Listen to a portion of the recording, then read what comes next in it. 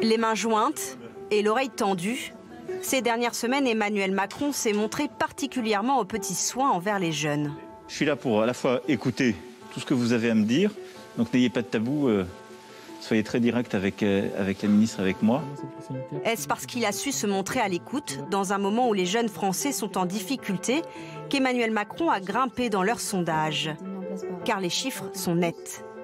Alors que sa cote de confiance, tout âge confondu, augmente sensiblement, ces derniers mois, celle des 18-24 ans, elle s'envole pour atteindre presque 50% d'opinion positive.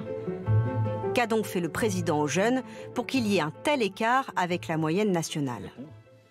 D'abord, il a accédé à certaines de leurs demandes. Le fait que les examens sont en distanciel commence à peser beaucoup. C'est difficile de passer ses diplômes dans un 9 mètres carrés où ça pèse beaucoup. À ceux qui veulent revenir en cours, donc, ce sera possible, promet le président, une fois par semaine.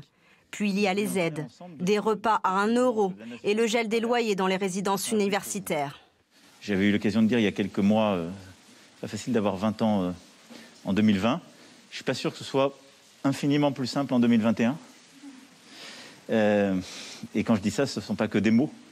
Donc je considère que j'ai aussi un devoir à l'égard de vos générations, quoi. Bonjour à toutes et à tous. L'opération séduction est amorcée depuis plusieurs mois.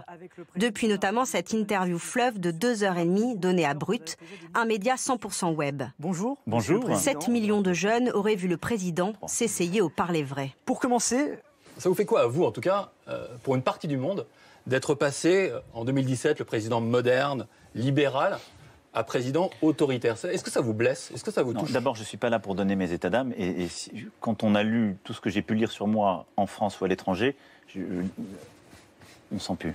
Ça m'est égal. Ça vous touche pas? Non, mais ça m'est égal. Je fais pas. Covid, terrorisme, violence policière. Le président répond aux questions sérieuses et n'hésite pas à la jouer relax pour les questions moins attendues. Bonjour Monsieur le Président, j'aimerais savoir si vous êtes partant pour faire un album de rap, faire des feats avec Donald Trump, Angela Merkel, même avec les ministres, etc. Tant que je suis président, à mon avis, c'est pas le meilleur truc que j'ai à faire.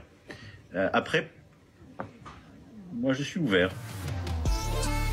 Enfin, il n'a pas hésité à créer son compte TikTok, dont raffolent les 18-25 ans, depuis lequel il s'adresse directement à eux. Vous êtes la génération qui retrouve le tragique de l'histoire. Alors je serai là. Emmanuel Macron devrait continuer sur sa lancée. Il doit échanger avec des jeunes cette semaine à Nantes, avant de faire des annonces en faveur de l'égalité des chances.